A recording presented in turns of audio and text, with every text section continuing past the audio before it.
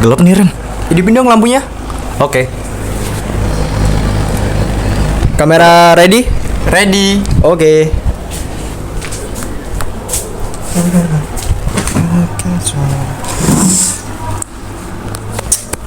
Hai. Masa aku sendirian sih? Sini, Nok. Sini. Oke. Nah, kan berdua enak, nggak sendirian. Di vlog kali ini kita bakal membuat video tentang mendaur ulang barang-barang bekas menjadi sebuah peluang usaha. Emang bisa? Kira-kira bisa nggak, Nok? Enggak deh kayaknya. Enggak. Vlog kita ini akan berkunjung di cafe yang fasilitas semuanya dari barang-barang bekas. Seriusan? Serius. Konsep cafe ini beda dari yang lain dan setiap malam minggu cafe ini selalu ramai pengunjung. Dan lokasi tidak jauh dari kota Metro yang beralamat Jalan Sepat 1, Yosodadi, Kecamatan Metro Timur. Oh ya, vlog ini bukan cuma 2 orang, melainkan 5 orang, 5 anggota yang bernama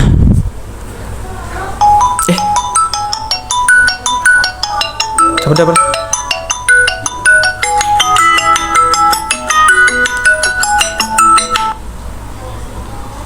Halo, iya. Halo, aku udah sampai nih. Kamu di mana? Oh, ya. Ini mau ke sana nanti. Oke.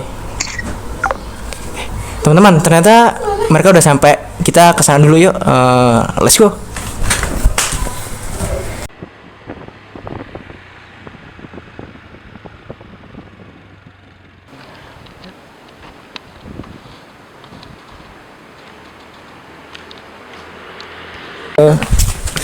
Hai.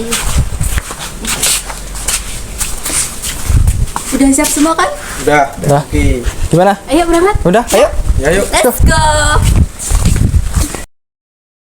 Udah pas. Oke, udah. Fokusin. Yes. Udah fokus. Oke. Nah, teman-teman, kita telah sampai di cafe yang aku janjiin tadi.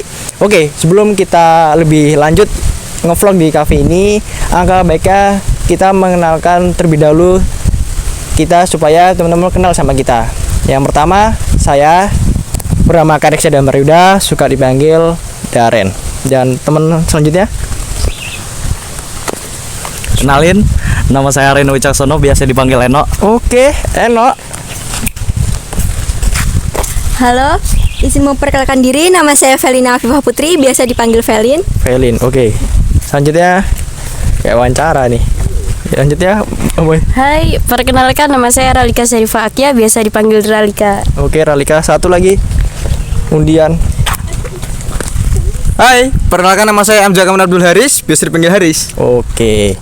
Nah, teman-teman udah kenal sama kita semua kan? Wah, dan ini cuplikan dari kafenya.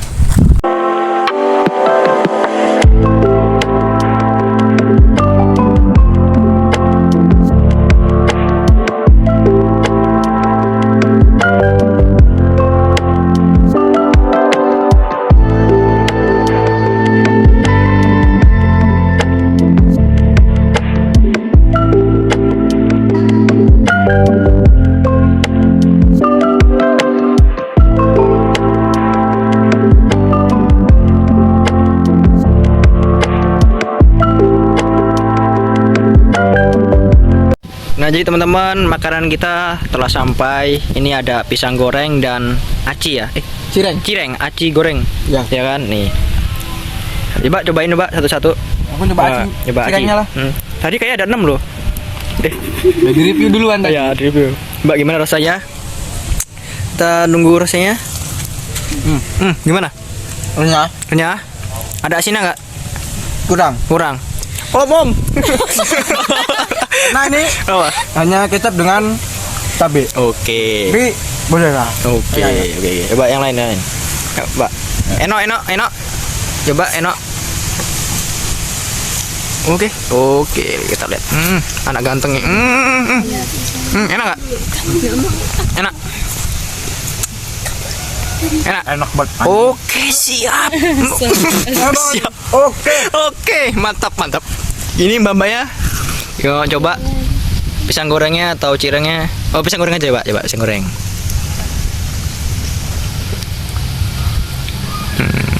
Gigitan pertama. Enak. Rasa pisang. Oh, masa saya molen? Oke, Ralika ya, Pak. Mbak mau ini.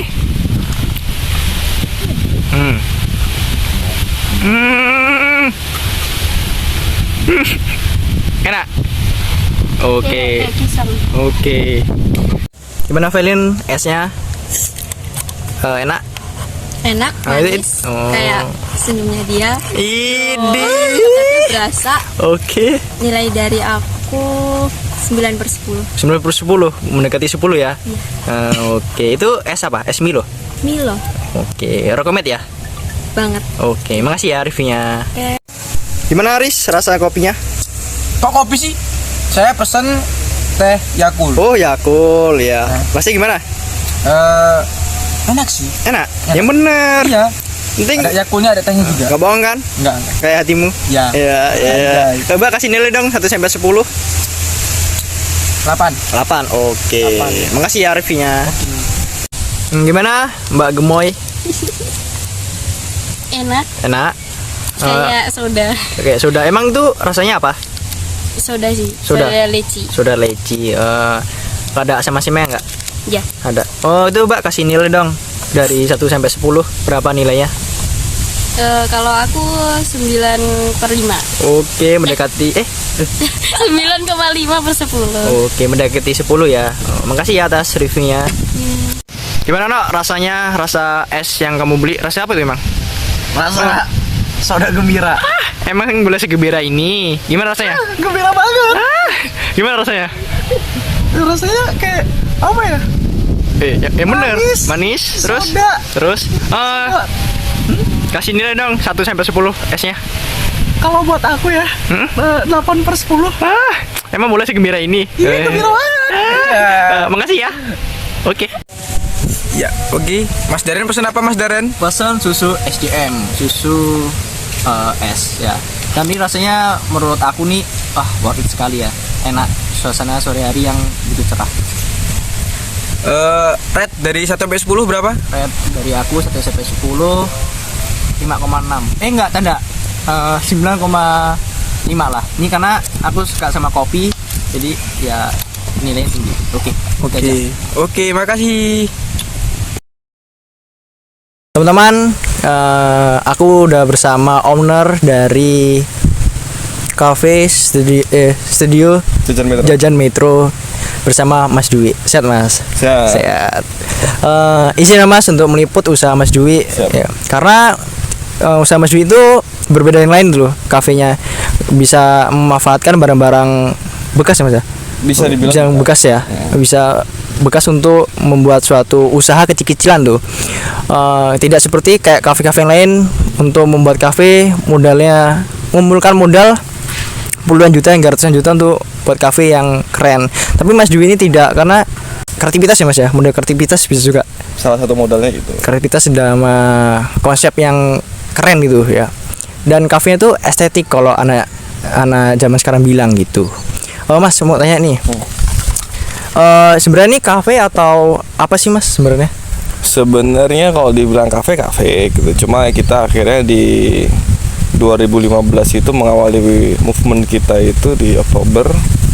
Jadi merubah konsep nama doang, bukan konsep tempat nongkrongnya. Jadi gimana caranya kalau aku dulu sama teman-teman di circle jadi kayak nongkrong di kafe itu kayak terkesan mewah ya, jadi kayak medium ke atas, menengah ke atas. Jadi mau nggak mau kayak apa nih kata-kata yang paling enak sebenarnya. Jadi karena emang satu sisi punya hobi di seni, jadi kayak ngelukis dan lain, kayak rubah namanya studio gitu. Terus akhirnya tambahin Jajan karena biar lebih sederhana aja. Metro karena pengen bawa nama konsep Metro, jadi biar jadi singkatan SDM itu tadi. Jadi kayak Studio Jajan Metro kan singkatannya SDM gitu. Jadi sebenarnya kafe cuma nama aja yang dirubah jadi studio, jadi biar universal aja, bisa jadi studio makanan, studio apapun nantinya kan gitu. Jadi kayak kafe kayak tempat makan bisa jadi ya Mas ya. Gitu. Studio jajan metro. Nah, setelah lagi Mas aku mau tanya nih, Mas Dwi ini dapat ide dari mana sih bisa membuat studio seperti ini, atau terinspirasi dari mana gitu idenya? Idenya sih sebenarnya kegelisahan aja sih di awal, jujur aja kegelisahannya setelah lulus kuliah di Metro itu di 2013 itu kayak pengen pulang, cuma masih bingung ya pulang nggak ya. Terus beberapa teman-teman yang aku wawancarin juga ada yang tahu sejarah kota Metro nggak sih di tahun 2015 ya, banyak nggak tahu. Terus aku pribadi juga nggak tahu, kadang-kadang nggak melafalkan aksara Lampung itu tuh kan, kadang-kadang nggak fasih juga dan nggak hafal itu. Jadi menginspirasi itu karena dulu juga memang perjalananku jalan-jalannya itu cukup lumayan jauh, jadi dari Sabang sampai ujung-ujung tuh kayak ngeliat teman-teman movementnya, pergerakannya itu udah tinggi banget nih, udah keren-keren. Jadi kayak tak kumpulin satu-satu inspirasi, saya kumpulin terus jadilah ya SDM ini gitu. Jadi oh ya ternyata di luar sana sudah bergerak seperti ini, kenapa kita di Metro belum? Jadi SDM itu bukan hanya ruang untuk makan jajan, tapi sebagai ruang untuk apa ya, pergerakan lah, movement gitu. Itu sih. Satu lagi Mas, buat studio jajan ini nih modal besar ataupun modal yang kecil gitu, yang kecil-kecilan gitu modalnya, modal seberapa gitu membuat studio jajan seperti ini gitu Mas? Kalau modal itu sebenarnya tergantung mindset aja sebenarnya kalau aku itu. Tapi kalau kita secara general aja, ya kalau buat kafe itu selalu mindsetnya pasti ya kalau pengen sampai proper gitu artinya bisa ratusan juta itu. Cuma tergantung mindset kita lagi gitu, apa yang bisa kita kerjakan. Ya contohnya ya aku ngapa-ngapa masih DIY sendiri ya, do it yourself aja, ini sendiri. Jadi kayak dengan modal yang menurutku kecil dibandingkan teman-teman yang lain sana, menurutku kecil. Tapi mungkin ketika kita sebutin nama nominal ini ya mungkin besar sebenarnya, cuma ya itu tergantung mindsetnya aja gitu. Kalau mindsetnya secara keseluruhan ya sebenarnya menurutku kecil, cuma nggak mungkin bagi sebagian orang ini segitu juga ya akhirnya itu. Tapi semua bisa dikerjakan sendiri aja sih. Dan tadi aku juga udah masukkan Mas ruangannya, kayak pembuatan kopinya dan tempat nongkrongnya itu. Kan itu banyak barang-barang klasik nih, barang-barang 90-an, vintage gitu Mas ya. Itu Mas Dwi itu ngumpulin dari dulu atau Mas Dwi itu beli di pasar loaan gitu? Apa gimana? Dapat dari mana barang-barang 90-an itu gitu? Kalau awal mulanya emang suka ya, jadi kayak ngelihat sesuatu yang bentuknya klasik terus vintage gitu tuh kayak seneng aja gitu. Jadi kayak awal mulanya itu niatnya ngumpulin tuh karena sebelum akhirnya jadi warung itu, dulu kan udah koleksi ya, beberapa item itu kita koleksi itu. Jadi kayak dulu tuh aku nanti kalau ya, setelah aku nikah, married, punya anak, nanti ketika 2045 atau 50 tuh mereka anak-anakku terutama anakku pribadi masih ngelihat barang-barang seperti ini nggak sih gitu. Jadi awalnya itu, jadi biar suatu ketika punya barang-barang yang aku kumpulin tuh anak-anak ini tahu nih bahwasanya lampu yang kita gunakan saat ini dulu awalnya ini, kendaraan yang kita gunakan hari ini ya awal mula ini gitu. Jadi kayak ini jadi kayak pengen memperbandingkan bahwasanya ada histori yang pengen aku kasih ke anak-anak, atau apa pesan moral ke anak-anak itu bahwasanya apa yang kita dapat hari ini tuh nggak terlepas dari sejarah gitu. Pengennya seperti itu. Kayak flashback masa lalu gitu ya, mengenal gitu. Oh dulu nih papa hidup kayak gini gitu ya Mas. Ulah hadigung lah, artinya jangan sombong gitu. Jadi kayak kita kumpulin, ada kawan yang ngasih kita terima, ada yang suruh beli ya, ada yang segini ya saya beli gitu. Ya. Dan ini pertanyaan terakhir untuk Mas Dwi dan buat teman-teman. Jadi pertanyaannya Mas, kasih dong kayak kata-kata ataupun ucapan dari Mas Dwi atau motivasi lah buat teman-teman yang mau mulai usaha tapi keterbatasan dengan modal, itu harus ngapain dan harus mulai dari mana dulu buat teman-teman di sana. Kalau keterbatasan modal, sebenarnya modal itu bukan jadi alasan sebenarnya, karena tadi modal itu adalah mindset aja, kita mau bergerak atau enggak dan sejauh mana modal itu kan bisa mengemas aja, mau jadi besar atau kecil atau mau seperti apa ya. Tapi kalau tipsnya sebenarnya kalau mau usaha ya niatnya dulu, pasti niatin bener-bener, walaupun aku udah niat kalau kayak gini ya dibangun gitu. Jadi yang paling penting adalah konsistensi, atau kalau bahasanya istiqomah ya. Jadi kayak ya harus terus-menerus dilakukan gitu terus. Karena kalau membangun ternyata banyak juga dari teman-teman yang datang ke sini tuh banyak yang membuat kafe ini enak nih karena dengan modal barang bekas bisa jadi kafe gitu.